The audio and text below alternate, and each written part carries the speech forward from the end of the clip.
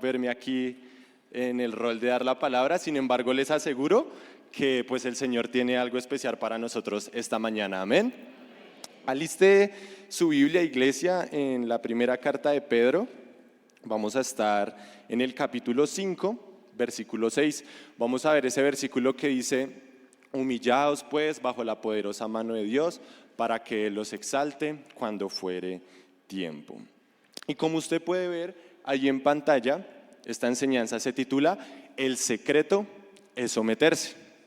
Pues lo que vamos a aprender es que este principio de someternos es la clave para nuestra victoria en nuestra vida del propósito de seguir al Señor Jesucristo. Es la clave para crecer espiritualmente, es la clave para nuestra relación con el Señor Jesús, pero aún va más allá y va a ser la clave para las relaciones en la familia, en el trabajo y demás. Es decir, el aplicar este principio de someternos, lo único que va a traer a nuestras vidas es bendición. Sin embargo, no es tan fácil aplicarlo así como leerlo, ¿cierto? El secreto es someterse.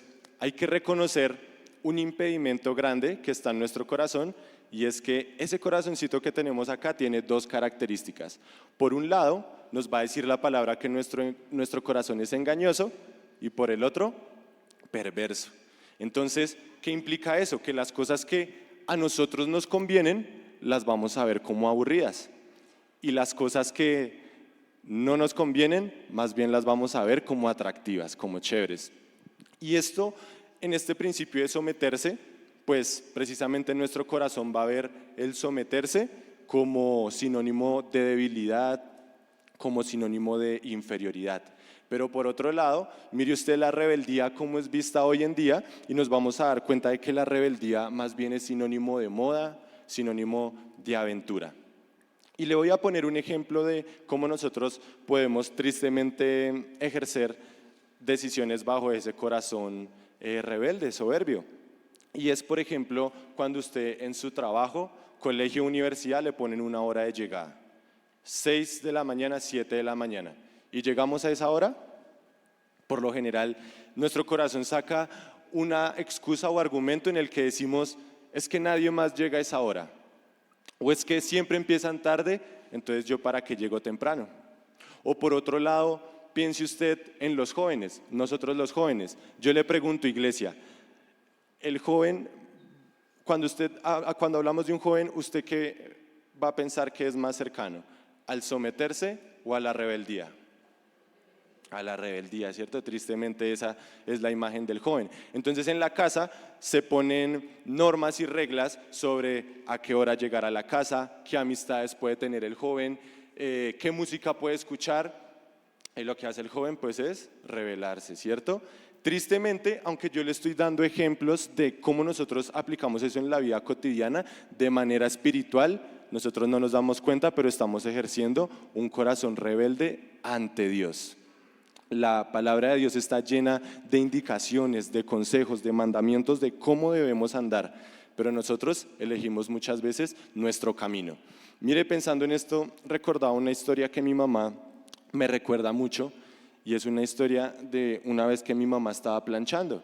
Mi mamá estaba planchando y dejó la plancha ahí. Yo de pronto estaba haciendo tareas o estaba comiendo ahí cerca de ella, y a mí se me ocurrió la magnífica idea de tocar la plancha con la mano. Y claro, empecé yo a acercarla y me vio mi mamá: se va a quemar con la plancha.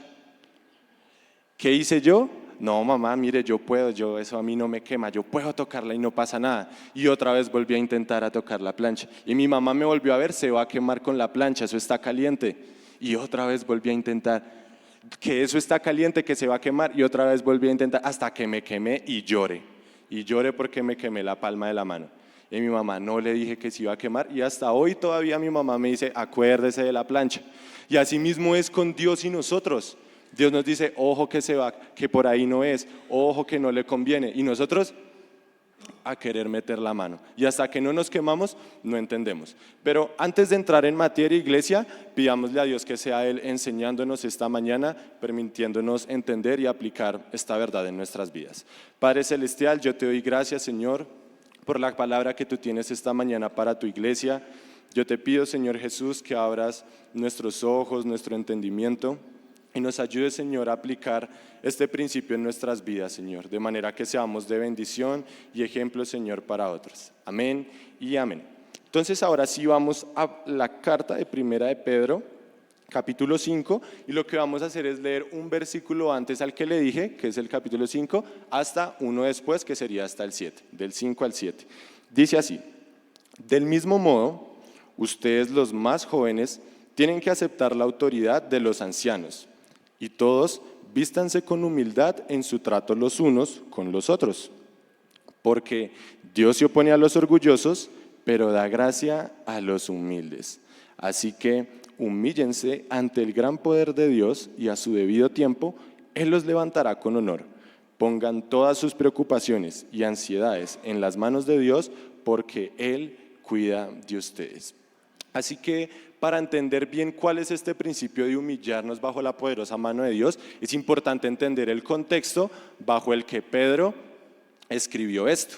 Y el contexto va a ser una situación de dificultad, prueba y aflicción para un grupo de iglesias. Están pasando por eso. Y a esas iglesias Pedro les va a recordar que la esperanza que ellos tienen del reino de los cielos es mucho más grande que las aflicciones que puedan estar pasando. Y les va a hacer una aclaración, iglesia, y es que si nosotros pretendemos seguir las pisadas de un hombre santo que tuvo aflicciones dentro de un mundo lleno de pecado, pues nosotros también vamos a tener aflicciones por elegir hacer lo correcto delante de Dios.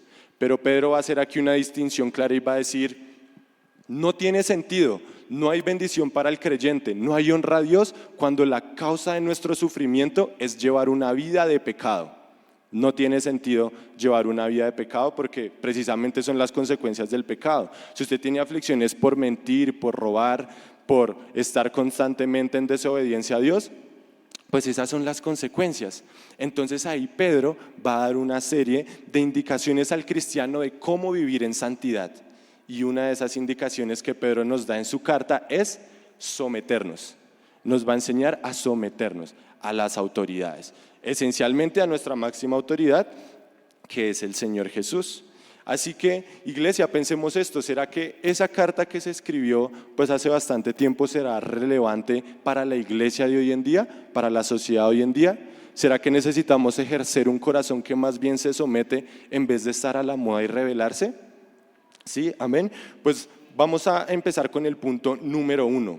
Mire la cita que está en este capítulo, que es una cita del libro de Proverbios, que dice: Dios se opone a los orgullosos, pero da gracia a los humildes. Le repito el versículo: Dios se opone a los orgullosos, punto número 1, pero da gracia a los humildes. La Reina Valera dice que Dios resiste al soberbio y da gracia al humilde. Y tenemos que pensar si el principio, si el secreto es someterme y es lo que Dios quiere para mi vida, ¿cuál es entonces el enemigo de ese principio? Y ese enemigo tiene un nombre y se llama soberbia. Ese enemigo se va a llamar soberbia. Entonces, ¿qué es la soberbia, iglesia? Ya hemos hablado de este tema aquí bastante, sin embargo, les recuerdo que la iglesia es una actitud del corazón en la que yo me siento superior a los demás. La soberbia es una actitud del corazón en la que yo me voy a considerar superior a los demás. Entonces, es ahí cuando de pronto por la capacidad económica que yo tengo en poco a otros. Por el trabajo que yo tengo, menosprecio a los demás. De pronto por la zona de Bogotá en la que vivo o el estrato que tengo, menosprecio a los demás. Y aunque les doy ejemplo de cómo nosotros aplicamos la soberbia con otras personas, con otros seres humanos, nosotros tristemente ejercemos sobre todo esa definición de soberbia contra Dios. Es decir, nosotros nos creemos superiores que Dios y pensaremos: yo jamás me sentiría superior a Dios, Él es mucho mayor que yo. Sin embargo, aunque suene terrible decirlo así de labios para afuera, con nuestras acciones constantemente estamos afirmando que nos sentimos superiores a Dios.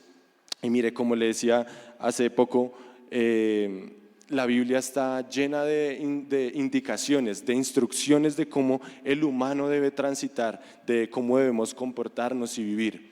Sin embargo, nosotros ejecutamos esa actitud de creernos superiores a Dios cuando lo que Él nos dice en la Biblia no es suficiente. Más bien yo lo hago un poquito de lado y decido hacer mi voluntad. Y un ejemplo de esto, iglesia, es en nuestro trato con el pecado.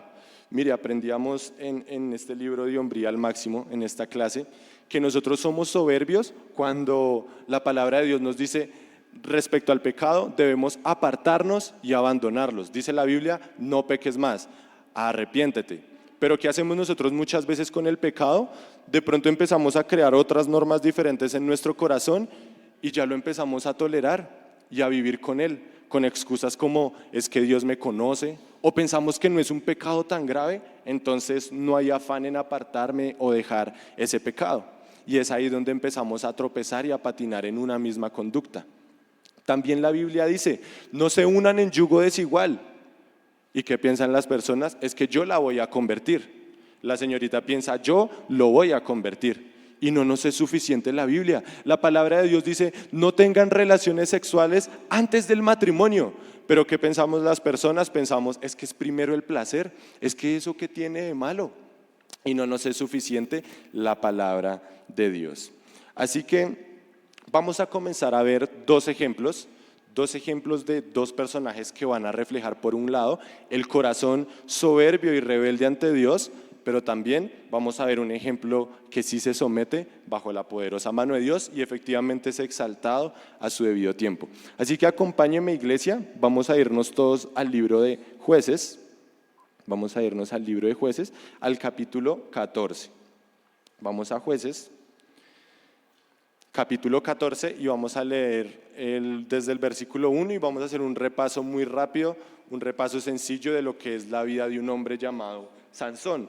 Simplemente quiero que veamos como un ejemplo de un corazón que actúa de esta manera. ¿Ya estamos ahí? Jueces 14, 1 dice así: cierto día, estando Sansón en Timna, se vio atraído por una mujer filistea. Cuando volvió a su casa, dijo a su padre y a su madre: me gusta una joven filistea de Timna y quiero casarme con ella, consíguemela. Pero su padre y su madre se opusieron. ¿Acaso no hay una sola mujer de nuestra tribu o entre todas las israelitas con la que puedas casarte?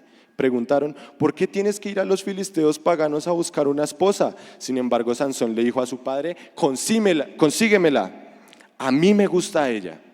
Entonces mire usted esta decisión bajo un corazón con soberbia. Sansón se enamora, le dice a los papás, me gusta esta muchacha.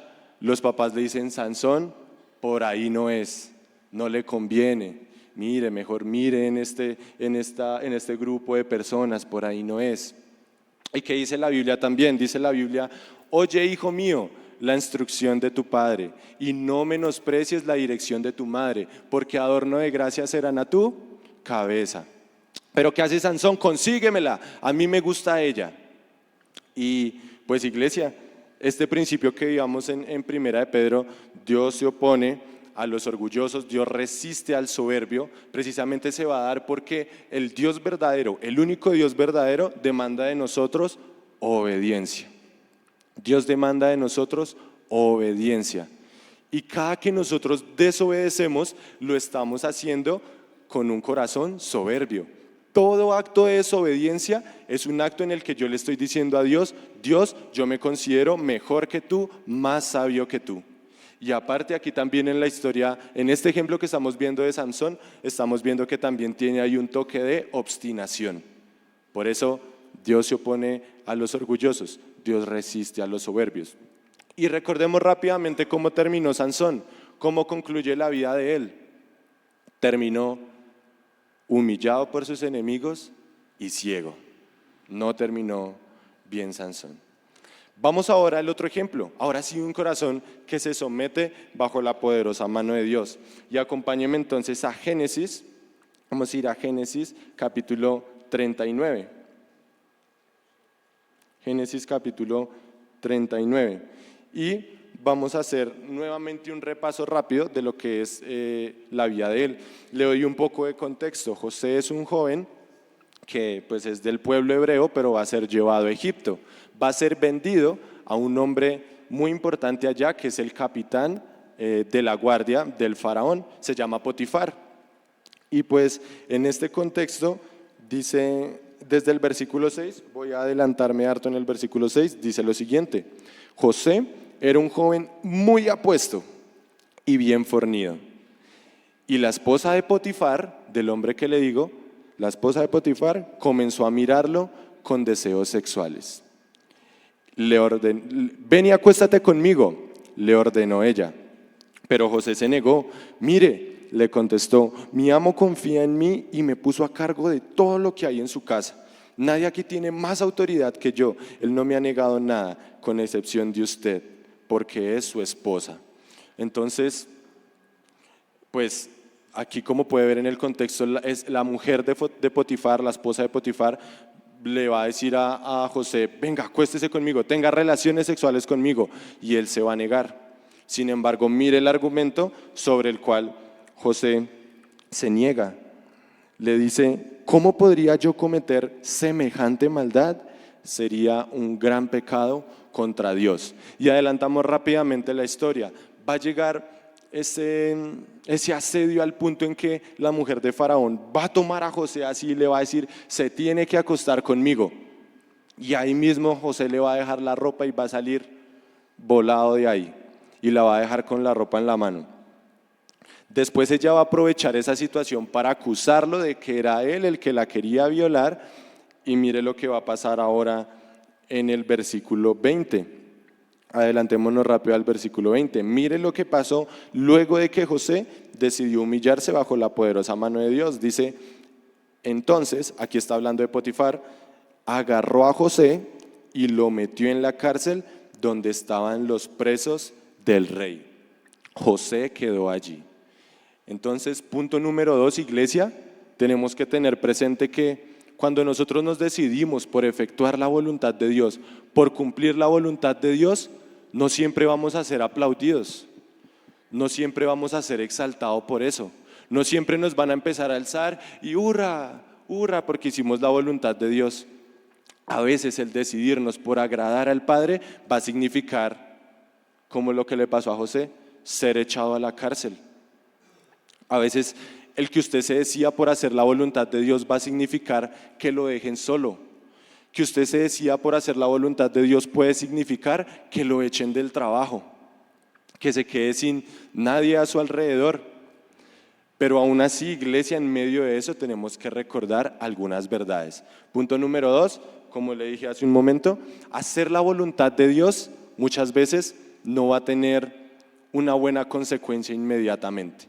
Pero nosotros que seguimos las pisadas de un hombre que vivió exactamente lo mismo, debemos estar dispuestos aún así a someternos bajo la poderosa mano de Dios.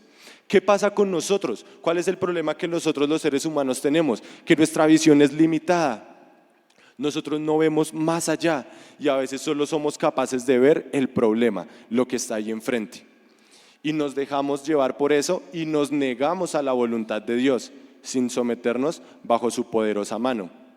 Pero yo quiero recordarle, iglesia, 3 cosas que a nosotros se nos olvidan, pero que si recordamos vamos a entender cuál es el corazón de Dios bajo el cual nos vamos a someter. Y la primera es que Dios tiene para nosotros planes de bien y no de mal. Eso es lo primero.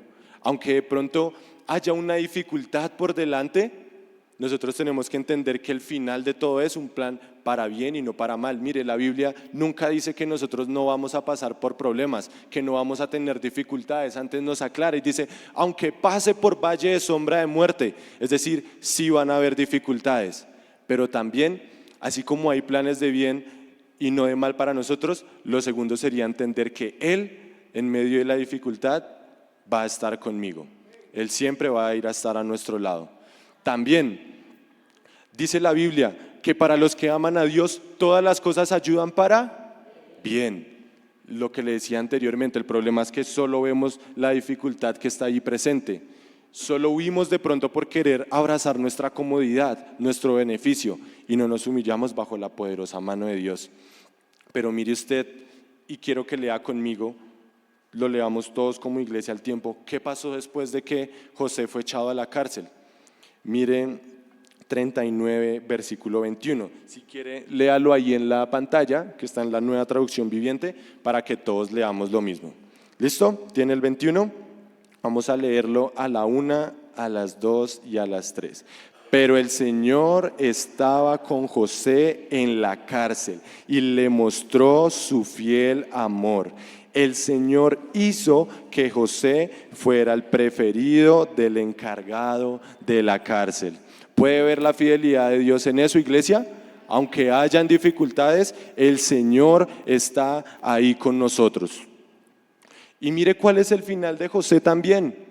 Así como vimos el de Sansón. ¿Qué pasó después de que José fue liberado de la cárcel? Hermano, ese hombre se volvió la persona más importante de todo Egipto. El único que estaba por encima de él claramente iba a ser el rey, el faraón. Pero toda persona que quería ejecutar algo tenía que preguntarle a José. Él era el que mandaba allá y administraba. De hecho, bajo esa exaltación que Dios le dio a su debido tiempo, pues él pudo traer a su pueblo, a la nación hebrea, a que su vida fuera preservada allí en Egipto. Y este principio se va a cumplir en todos los casos. Es un principio que usted puede elegir una bendición, una promesa, tener o no tener, pero se obtiene si usted se humilla bajo la poderosa mano de Dios. Así fue con José, que se negó a tener relaciones sexuales y a adulterar, a fornicar, y fue exaltado a su debido tiempo. Así fue con el Señor Jesús, que se humilló bajo la poderosa mano de Dios y lo obedeció de forma perfecta. De forma perfecta se humilló bajo la poderosa mano de Dios, se sometió a Él. Y mire lo que pasó también con Jesús. Recibió un nombre que es sobre todo nombre, para que toda lengua confiese que Jesucristo es el Señor, para que toda rodilla finalmente se doble ante Él, y todos en algún momento van a tener que reconocer que Jesucristo es el Señor. Amén, iglesia. Entonces, yo quiero preguntarle, hermano, ¿qué prefiere? ¿Obtener el beneficio inmediato, de pronto su beneficio propio y placer que le ofrece este mundo, o humillarse bajo la poderosa mano del Señor? Y vamos entonces ahora a preguntarnos, ¿cómo yo me humillo bajo la poderosa mano de Dios? ¿Qué es entonces humillarme bajo la poderosa mano de Dios? Si quiere, vuelva en su Biblia conmigo a 1 de Pedro capítulo 5. Si veíamos que la soberbia es una actitud del corazón en la que yo me considero superior a Dios y a los demás, entonces esa actitud de someterme, de humildad, va a ser una actitud del corazón en la que yo considero, no me considero yo, sino considero a Dios superior que a mí, y considero a los demás superiores que a mí. Eso es lo que significa someterse bajo la poderosa mano de Dios. Someterse bajo la poderosa mano de Dios es cuando yo estoy dispuesto a renunciar lo que yo creo que está bien y lo que está mal, y decido abrazar lo que Dios dice que está bien o que está mal. Humillarme bajo la poderosa mano de Dios significa que yo renuncio a lo que yo creo que debo o no debo hacer y decido abrazar lo que Dios dice que debo o no debo hacer. Esto, iglesia, podemos ejercitarlo también. Nosotros podemos ejercitar lo que es humillarnos bajo la poderosa mano de Dios, pero también es importante comprender que humillarme bajo la poderosa mano de Dios implica tener un corazón, por un lado, paciente, y por el otro, un corazón que confía. Ya le voy a decir por qué. Mire lo que dice el versículo 7. 1 de Pedro capítulo 5, versículo 7. Después de que nos dice que nos humillemos bajo la poderosa mano de Dios para que Él nos levante cuando fuere tiempo, dice: pongan todas sus preocupaciones y ansiedades en las manos de Dios, porque Él cuida de ustedes. Entonces es un corazón paciente, porque a pesar de que no entiende de pronto la circunstancia que está viviendo, porque de pronto no alcanza a ver más allá, es un corazón que tiene que esperar en que los planes de Dios para mi vida son de bien y no de mal. Es un corazón que tiene que ser paciente, pero es un corazón que también tiene que confiar, porque este pasaje dice: pongan todas sus preocupaciones y ansiedades en las manos de Dios, porque Él cuida de ustedes. Eso significa que sí, usted puede sentir miedo, sí puede sentir temor, Sí, se puede sentir angustiado, pero aunque sienta todo eso, yo aún así voy a dar el paso de obedecer al Señor. Aunque sienta todo eso. No significa que no lo pueda sentir. Sí, puedo sentir todo eso en mi corazón, pero lo pongo en las manos del Señor y decido obedecerlo. Quiero contarle una historia que vi en un libro del pastor Miguel Núñez, que consiste en un guía. Lleva toda su vida, pues, haciendo este ejercicio de llevar en un tour a las personas y guiarlos. Y pues va a llegar junto con su cliente a un lugar de desierto. Esta persona experimentada va a llegar con su cliente a un lugar de desierto. Y el cliente pues va a observar que en ese desierto no hay de pronto una malla así trazada por la que él entienda que él debe caminar para llegar a su destino. No va a haber tampoco un sendero por el que él entienda que tenga que pasar, ni tampoco va a haber de pronto pasos por donde vea que pasaron otras personas para que él los pueda seguir. Entonces, claro, con un tono molesto le va a decir al guía: oiga, ¿y ahora qué? Nos perdimos, ¿y ahora qué hacemos? Y lo que va a hacer el guía ya experimentado es voltear a mirar a su cliente y le va a decir: yo soy el camino. Y así mismo es con Dios. A veces ni siquiera es nuestra responsabilidad entender qué sigue o el porqué de lo que estamos pasando. Nuestra responsabilidad es seguirlo. Él es el camino. Amén, iglesia. También decía el pastor Paul Washer, hacía un razonamiento que es muy lógico. A veces nosotros no pensamos así antes de tomar decisiones, pero él decía: ¿quién lo ama más a usted? ¿Quién le demuestra más amor a usted?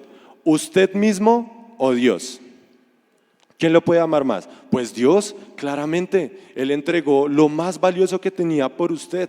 Entonces, Dios lo ama a usted más de lo que usted lo puede amar. Pero también, en segundo lugar, ¿quién es más sabio? ¿Usted o Dios? Dios, claramente. Entonces, ¿por qué no humillarnos bajo la poderosa mano de aquel que nos ama más de lo que yo me amo y es más sabio de lo que yo puedo ser? Humillémonos bajo la poderosa mano de Dios. Ahora, ¿cómo yo aplico esta actitud de someterme, iglesia? ¿Cómo yo puedo ejercitar ese corazón que se somete bajo la poderosa mano de Dios? Pues bien, debemos entender que Dios, que es nuestra máxima autoridad, también ha puesto autoridades aquí en la tierra para nosotros. Ha puesto gobernantes, dirigentes, nos ha dado papás, le ha puesto a usted un jefe en el trabajo. Y precisamente ejercitarlo, iglesia, significa que hijos, los que todavía tienen a sus papás, que están viviendo con los papás, ejerciten ese corazón que se somete obedeciéndolos y de buena manera, dice que la Biblia, porque yo así entiendo que mientras obedezco a mis papás, estoy honrando a mi Señor. A los adultos, a los que están en una empresa, un trabajo y tienen un jefe, obedezca a su jefe, sométase a su jefe. Sí, yo me someto a mi jefe porque mi jefe es muy chévere. De pronto habrá otro: no, mi jefe es terrible. También sométase a ese jefe. El que es cruel con usted, mire lo que dice la Biblia también en esa carta de Pedro. Dice: hagan lo que ellos les ordenan, no solo si son bondadosos y razonables, sino también si son crueles, pues Dios se complace cuando ustedes, siendo conscientes de su voluntad, sufren con paciencia cuando reciben un trato injusto. También, si nos tratan bien, si no nos tratan bien, nos sometemos a las autoridades. Nosotros tenemos que cuidar cómo nosotros nos referimos a las autoridades, cómo usted se refiere al presidente, cómo usted se refiere al policía, que llamarlos de formas irrespetuosas, eso no se da entre nosotros. Nosotros nos sometemos y respetamos principalmente a nuestro Señor cuando nos sometemos a esas autoridades que Él ha puesto.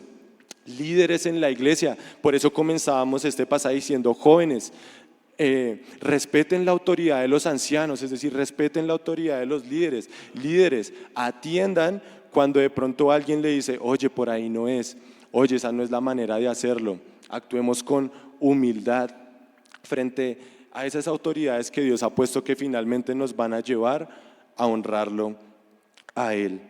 Así que, iglesia, yo quiero ya concluyendo, contarle un testimonio con el propósito de contarle a usted de que Dios siempre va a cumplir un propósito más grande en su vida cuando usted se somete, que Dios tiene un plan mucho más grande de lo que usted se pueda imaginar cuando usted decide obedecerlo y someterse ante Él.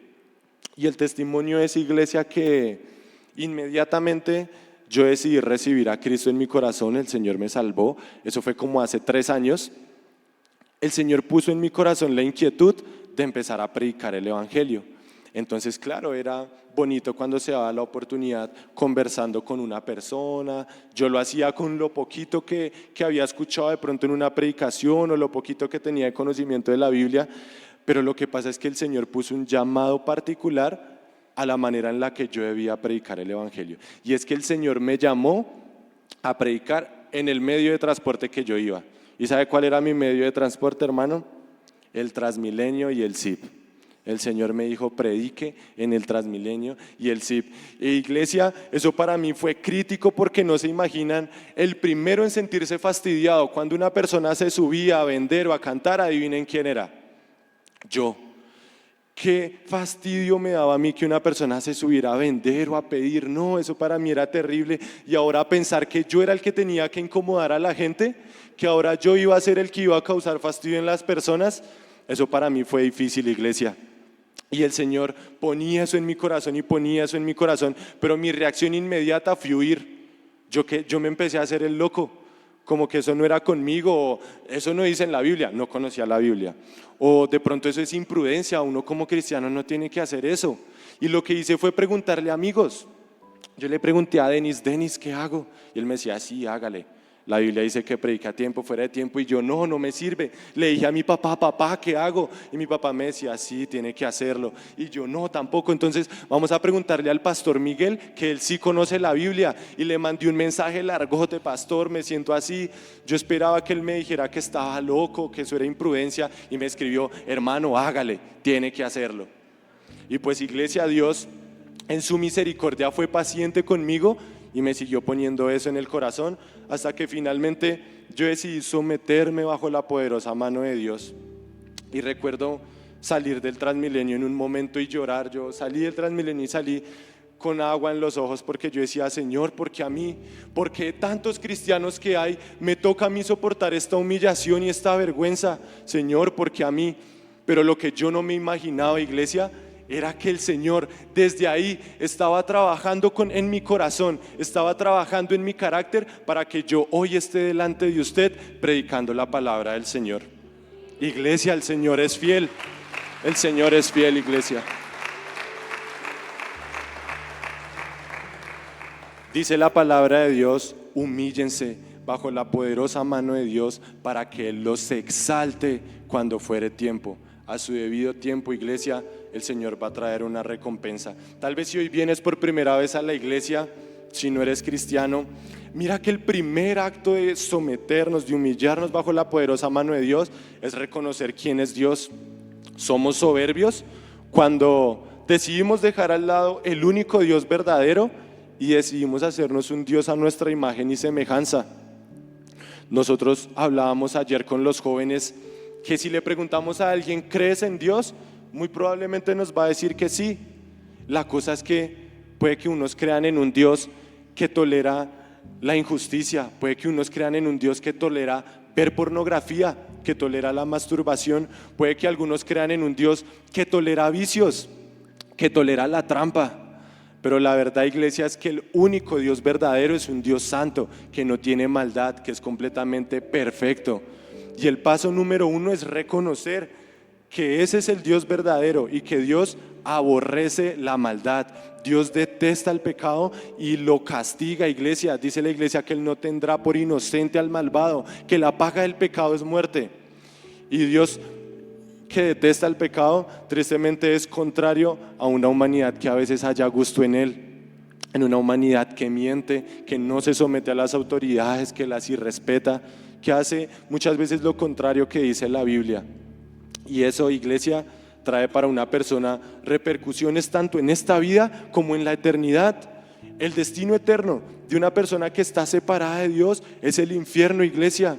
Satanás está contento de que las personas se vayan allá ignorando quién es Dios, ignorando la santidad de Dios, ignorando la verdad. Pero la buena noticia es que ese mismo Dios que detesta el pecado, ese mismo Dios que castiga el pecado, fue el mismo que se hizo hombre y vino aquí a la tierra a obedecer de forma perfecta y a ocupar el lugar que todos nosotros debíamos ocupar. Dice la Biblia que el castigo de nuestra paz fue sobre Él. Él sufrió toda la ira de Dios que nosotros debíamos sufrir. Y ahora el Señor nos ofrece su vida perfecta de santidad, nos ofrece su vida de perfección ante el Padre. ¿Qué debe hacer una persona que aún no ha nacido de nuevo? Tiene que creer que cuando Cristo estaba sufriendo allá en la cruz, lo estaba haciendo por nosotros, lo estaba haciendo por usted. Y tiene que recibir a Cristo, reconocerle como el dueño de su vida y como su Salvador. Ese es el camino, ese es el primer paso que tiene que cumplir una persona que no ha nacido de nuevo. Así que, iglesia, quiero concluir recordándole que, bueno, la Biblia dice que si mi pueblo, sobre el cual mi nombre es invocado, se humilla, ora, me busca, entonces yo iré desde los cielos, sanaré su tierra, nos perdonará el Señor. Y recordarle que ese es el llamado que nosotros tenemos, iglesia. Nuevamente le pregunto, ¿por qué se va a decidir usted? ¿Por acceder al beneficio y huir de la voluntad de Dios? ¿O someterse bajo su poderosa mano, confiando que Él tiene cuidado de usted? Aunque sea difícil este principio, iglesia, quiero recordarle que la Biblia dice que nadie será fuerte por su propia fuerza, sino que el que nos fortalece es el Espíritu Santo. Póngase de pie y pidámosle al Señor que sea Él ayudándonos a cumplir este principio. Gloria a Dios, gloria a Dios. Padre Celestial, te damos gracias, Señor, por tu palabra, porque tu palabra es viva y eficaz, Señor. Y te suplicamos, Señor Jesucristo, que sea tu Espíritu Santo ayudándonos, Señor, a someternos, Padre, a confiar en ti, Señor, y a obedecerte. Líbranos, Señor, de un corazón soberbio, líbranos de un corazón rebelde, Dios mío. Ayúdanos a esperar en ti, Señor, y a confiar en ti, Dios mío, esperando que un día, Señor, vamos a ser recibidos por ti en el cielo. Por favor, ayúdanos, Cristo Jesús, te lo suplico. Te damos muchas gracias, Señor, y toda la gloria, toda la honra es a ti, Jesucristo, porque tú eres fiel.